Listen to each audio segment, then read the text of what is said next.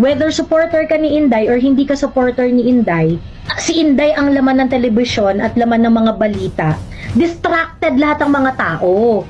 So, please always remember that this impeachment process, while it is important for those people who voted Inday as Vice President, wala namang problema doon, huwag nating kalimutan na ang BICAM ay mangyayari sometime in December 9 or December 10. Nagkaroon na ng meeting para sa 2025 budget last week in which nag-defer yung mga senators. I think that includes Senator Bongo, na sinabi nila na hindi po pwedeng desisyonan ang budget ura-urada, that they need time in order to study and review yung budget. Kasi maraming pinagtatanggal yung maraming pinagtatanggal yung Senado na part ng budget na sinubmit ng HOR. So ngayon, kailangan pagka pinagbangga nila yan, mag-agree sila doon sa mga pinasok ng approve ng House of Representatives at saka yung mga tinanggal nila sa budget deliberation ng Senate. Isa sa mga pinaka-controversial na item dyan ay yung AKAP. Kasi yung AKAP na yun, hindi naman yun sinuggest ng DSWD.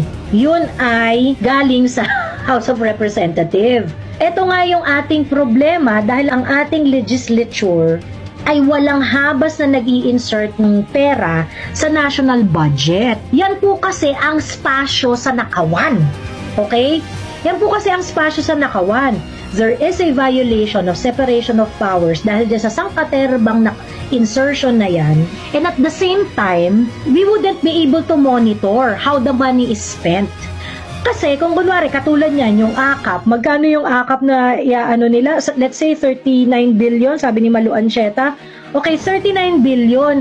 Hindi naman yun pinropose ng DSWD. So ngayon, yung 39 billion nakapasok sa budget ng DSWD. Hindi naman nila pinropose yung programa na yan. So paano yun i-implement ng DSWD? Ang nagpasok niyan, Congress. Hindi syempre, hayaan mo si Congress na gumasta ng pera. Siya magde-decide kung paano gagastahin. Pero nandun siya sa tab ng DSWD. So ipapamigay yan ni Tamba sa kung sino man niya gusto, maaring gamitin niya as carrot para dun sa mga gusto niyang mangyari sa House of Representatives para magsunuran yung mga aso niya dun. Ngayon, since hindi naman yan kasama dun sa programa ng DSWD at ang gagastos niyan is si Martin Romualdez, paano nangyari yun? Hindi ka naman executive, bakit ikaw nag-i-implement ng project ng DSWD? Sana meron tayo mga patriotic lawyers na things like this kasi nangyari na to sa 2023 at 2024 budget Sana merong mga nagko-question ng ganyan sa Supreme Court kasi pork barrel yun So talagang itong AKAP na to, itong budget insertion na to, this is really something that we should monitor. Ngayon, dahil nga magiging sobrang madrama, sobrang maingay at magiging sobrang madodominate ang airwaves, ang cyberspace, ang mainstream media, ang traditional media, ma-overwhelm talaga yan ng mga impeachment news ni Inday. Of course, Inday is important. But at the same time, mas importante po yung pera ng bayan. Mas importante po yung pera natin. So, kung nakita nyo yung timing, itong impeachment, kailangan nila itong aksyonan within 10 business days Pagkatapos, ito namang sa BICAM ng 2025 budget, around December 9 or 10 daw sila magkakaroon ng meeting. So alam mo yun, parang mukhang isasakta nila na may ganap sa House of Representatives pagkatapos saka silang magba-BICAM. Hindi sila nagbigay ng definite date Nakita ko na report ng Philippine Star, sinabi ni Grace po, 9 or 10 daw yung BICAM. Huwag po nating kalimutan na dapat isigaw natin ang transparency sa bicameral deliberation ng 2025 budget. Hindi nyo dapat ito nililihim. Ito dapat ang hindi confidential. Dito kayo dapat nagsisigaw ng transparency. Ayan, Shelo Magno, Heidi Mendoza. Dito kayo dapat nagsisigaw ng transparency. National budget itong pinag-uusapan ang problema kasi sa inyo, sigaw kayo ng sigaw sa transparency sa isang bagay na hindi naman talaga magiging transparent. Kagaya ng confidential fund. Diyos ko po, dami-dami kong kakilalang taas-taas ng pinag-aralan, tatanga-tanga. Gusto nyo ng transparency sa isang bagay na by its nature is not really transparent. Di ba? Itong impeachment na ito, gagamitin nila ito as a smoke screen para hindi natin masyadong pansinin yung mga ilulusot nila na budget. And I can't help but think yung Makabayan Block, yung Akbayan, yung December 2 na filing at saka yung December 4 na filing. I think they are part. Yung kumbaga parang isa sila ang naatasan. Sige nga, guluhin ninyo ang usapan sa kay Inday, tapos paingayin nyo yan ng bonggang-bongga para makapagnakaw tayo sa budget. Ngayon, maniniwala ako dyan sa Makabulsa block na yan na kung ang inyong intention is really clean dyan sa impeachment na yan, there are two things that you have to do. First, you also file impeachment against Bongbong Marcos. Ba't di kayo nagpa-file ng impeachment kay Bongbong Marcos? Eh, yan naman ang numero unong kaaway ninyo. So, huwag nyo kaming bullshitin na concern kayo sa bayan at gusto nyo na mawala si Inday Sara, pero hindi kayo concern na si Bongbong nandyan pa. Ang gusto nyong i-impeach Vice President. Bakit? Ano bang dinidesisyonan ng Vice President? So ngayon, yung Makabayan Block na yan, kuno, okay? AKA Makabulsa Block, they are actually part of this charade. Kayo ang naatasan na guluhin ng usapan para yung mga magnanakaw, makapagnakaw dyan sa BICAM. At hindi ako naniniwala na seryoso kayo sa intensyon ninyo kasi nga po, number one, bakit hindi nyo finailan ng impeachment si Bongbong Marcos? No sincerity because you did not file impeachment case against Bongbong Marcos. Hindi ba dapat ang una nyo i-impeach yung presidente? At saka what's stopping you na i-impeach ang presidente at saka ang vice president? Kayo nga ang sigaw na sigaw dyan, Marcos Duterte, walang pinagkaiba. Di ba yan ang sigaw ninyo? Bakit ngayon si Inday Sara lang ini-impeach nyo? Plastic. Plastic kayo. Yun ang long and short of it. Okay. The second badge that Makabayan Block is not sincere dito sa ginagawa nila is because sigaw kayo ng transparency. Di ba? Hinangarag nyo si Inday dahil sa 125 million na confidential fund niya. Bakit kayo hindi sumisigaw ng transparency for the 2025 national budget? Kasi may parte kayo doon, may part kayo doon. Pag nailusot ang mga insertions ni Tamba, meron kayong katkong doon. Ganun lang kadali yun.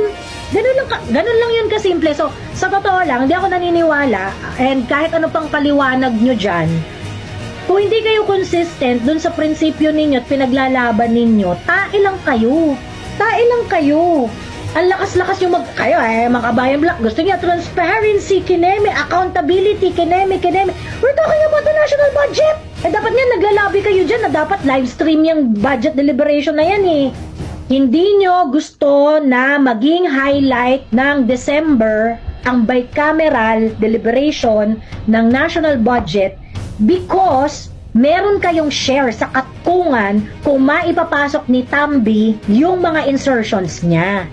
This is really an orgy to the highest level, guys. So that is why, yung mga sinasabi ko nga dyan na mga ang hirap-hirap manood kasi inaano na si Inday Sara, kineme, ganyan.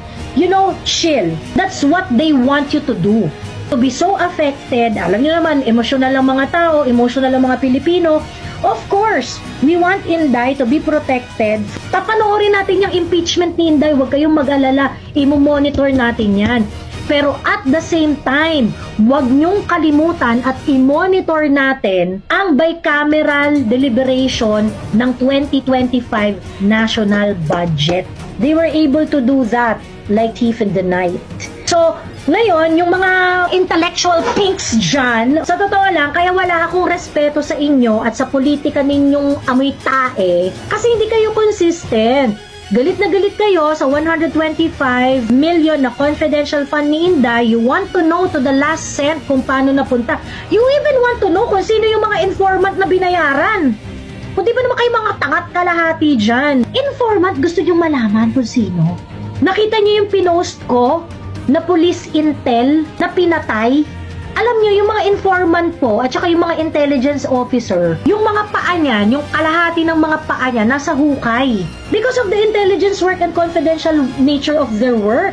Pagkatapos, kayo dyan sa Congress, gustong-gusto nyong malaman at gusto-gusto nyong bulat-latin kung paano ginastos ni Inday ang confidential fund niya. When the very nature of it is really not transparent. You are barking up the wrong tree. Kayo, mga pink, mga yellow, mga batang hindi alam kung ano ang confidential fund. Matanda, bata, naengot at hindi nag-deep dive dun sa balita. Huwag po kayo manatiling tanga. Ginagago po kayo ng House of Representatives. Ginagago po kayo nung committee ni Joel Chua. Kayo dyan sa House of Representatives, mga wala kayong honor dyan. Sige, ipa-NBI nyo ako, mga putang ina ninyo. It doesn't change the fact na wala kayong honor dyan. Simply because the questions that you are asking in the committee are unintelligent. Niloloko nyo po yung taong bayan. It is not your job to audit. Your job is to legislate. Napakasimple lang po nito.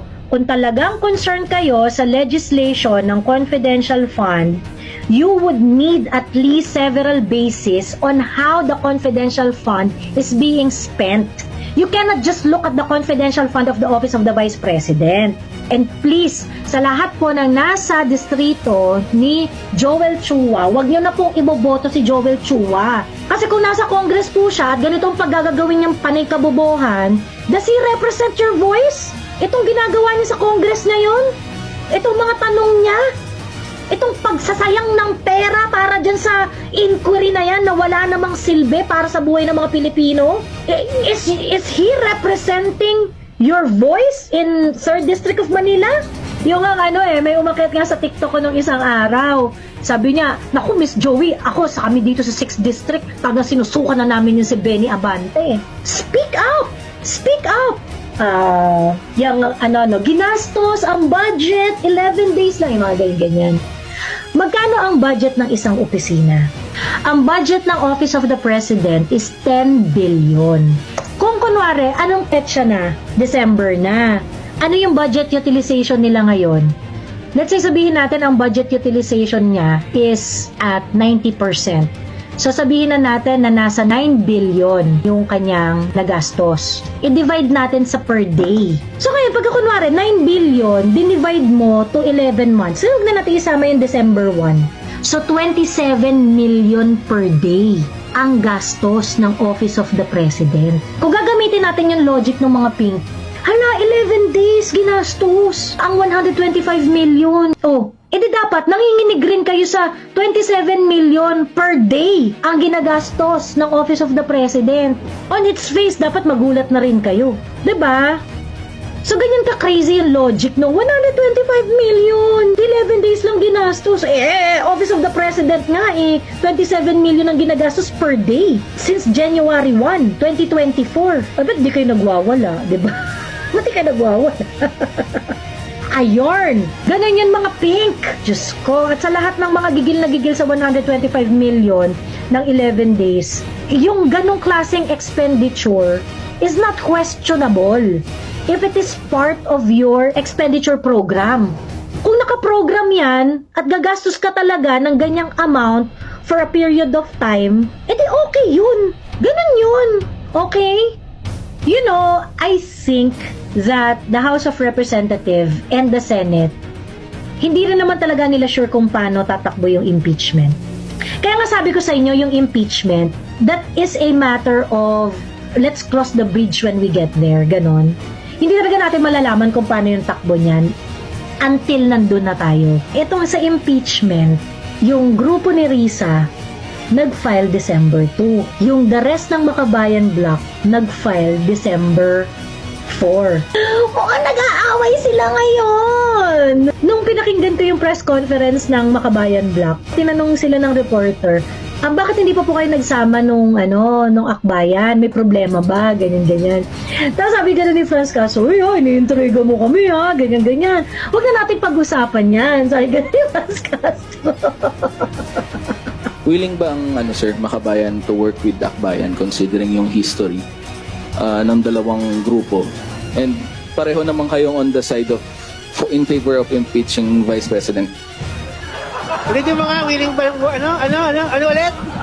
Well, di natin pag-uusapan yung ideological. Magkaiba talaga yun. Linawin natin yon.